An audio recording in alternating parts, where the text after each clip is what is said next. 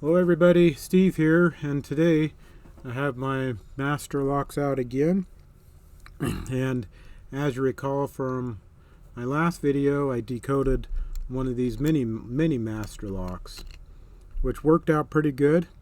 And I know there were some questions about if that procedure would work on the bigger master lock, and I had a bigger master lock, but it's somewhere in my other stuff and I cannot find it at all. So what I decided to do the other day was to just stop by the hardware store, and I had a couple dollars in my pocket, so it's just like, well, these aren't very expensive, so I went ahead and picked up a brand new one and brought it home, and I tried the same procedure that I did for this mini lock, mini master combo lock, and it did not work on this one. And so I'm like, well, let me try some different things, and I kept trying, and then I looked on some videos for other people, and there were, the one procedure I saw was of course the same as what I used for this one, and then I found another procedure and I tried that, which was basically basically with this, I'd find the first number, and then finding the second number was different because as you recall, once I found the first number, I could turn back and then hold or pull at the shackle, and then eventually the dial would stop, and then that would be the second number. And when I tried it without this one, that did not work. And then another video I saw where they basically turned it counterclockwise and pulled up the shackle, and then the dial would stop for them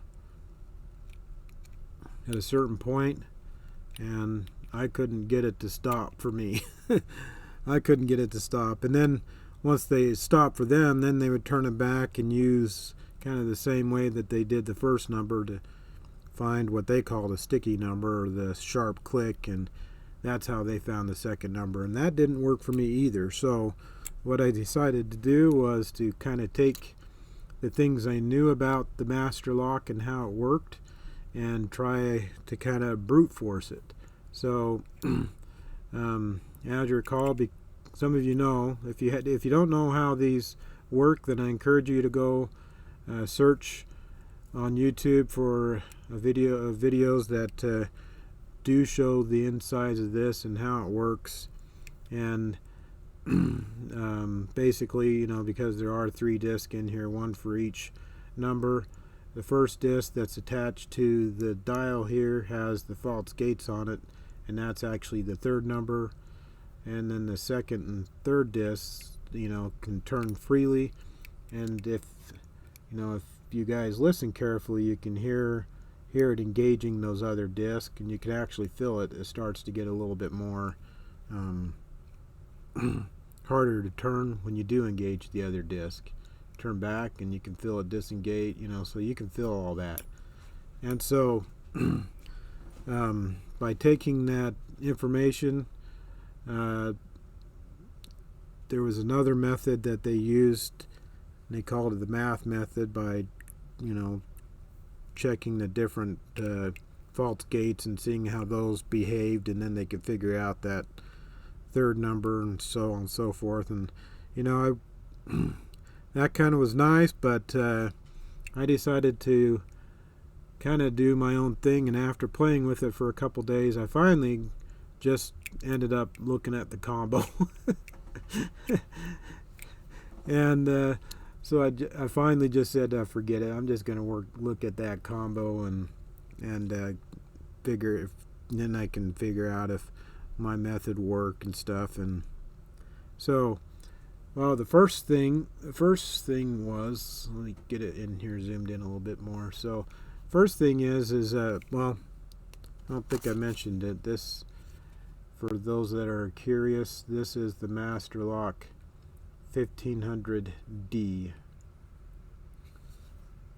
Security level 3, so I guess it's not very secure. Oh, there's a picture on the back. I forgot. There's a picture on the back so you can see the inner workings of it. Anyway, so with all the procedures, finding the first number is pretty much exactly the same way that I found this first number, and that is by turning the lock clockwise and make sure that you reset the lock, and then you pull up on the shackle, not too hard where you fill all the false gates, but just barely so you don't fill those anymore. And then you come across what some people have called the sticky number, or I called it the sharp click, and that one happened for me on this lock. It happened on 33, and I can go ahead and turn and I can verify that again, make sure I got it the right number. So yeah, that happened for me on 33. So that is pretty consistent on finding the first number. You find that sharp click or that sticky number and then you add 5 to it, and that would be your first number in the code. And finding the second number, I took that information and basically said, okay, what I'll do is I'll just basically try out a bunch of combinations with different second numbers until I find the right one. And so what I did is I said, okay, since my sticky number was 33 here, and I add 5 to it, I get 38. And so that would be the first number for this particular lock. So then I'd reset the lock. I start on 38, and then of course once to get to the second number, you go past the first number and then you stop on the second number. So this is where I would basically try each one of my second numbers to different ones in order to find the right one. And so I'd start by taking the 38 and adding 2, and then I'd turn back around while pulling up the shackle and trying that to see if I can see if that second number worked, and then this would get me the third number. So obviously 38 and 0 did not work, so let's reset the lock again, and this time instead of adding 2, I'll add 4, and then from there on out I'll add 4 each time I try it. So go to 38, and then so 2 0, add 4 more, so that stops me at 4.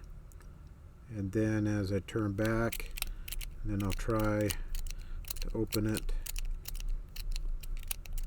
and once I've gone around the dial all the way, then I know that combo didn't work. So now I'll try the next one, which would be 4 plus 4 is 8, so I'll try 8.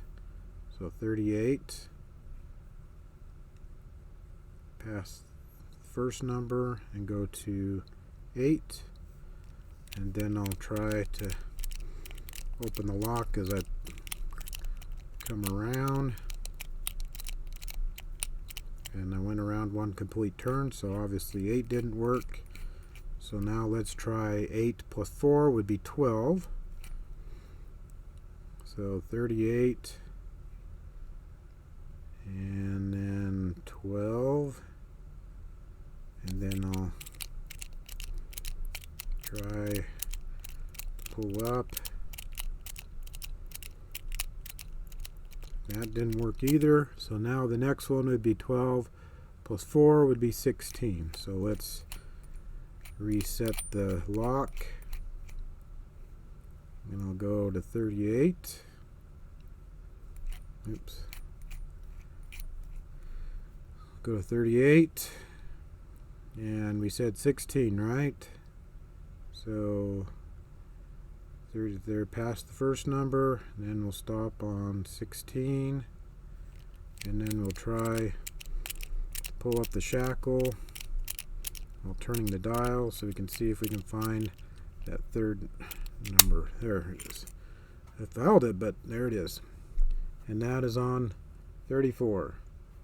So that means my combo was 38, 16, and 34. And if I look at the combo still on the back, I can verify that's what it was. So that's basically how I tried to use the things I learned from other people's videos and doing this one and trying to apply it to doing this one. So some things didn't work for this one, but basically my conclusion was there are the locks are different and some of them respond in different ways. So obviously a procedure that would work on one might not work on another lock, or it might work on a bunch of locks. Or doing this procedure might work for this lock and maybe some others, but not every lock. So by knowing, you know, the different things on how these locks work, then you can basically figure it out. So anyway, that's basically me trying to decode and going through the process of trying to figure out how to decode one of these other master locks. And that's basically all I have for you today. Kind of rambled on here and going through it. It took a long time, but we did get there in the end. So anyway, thank you very much for watching. Make sure that you leave a like and make sure that you're subscribed, and definitely leave comments down below and tell me what worked for you, and we can all learn together and stuff. So anyway, thank you very much for watching, everybody. Have a wonderful day.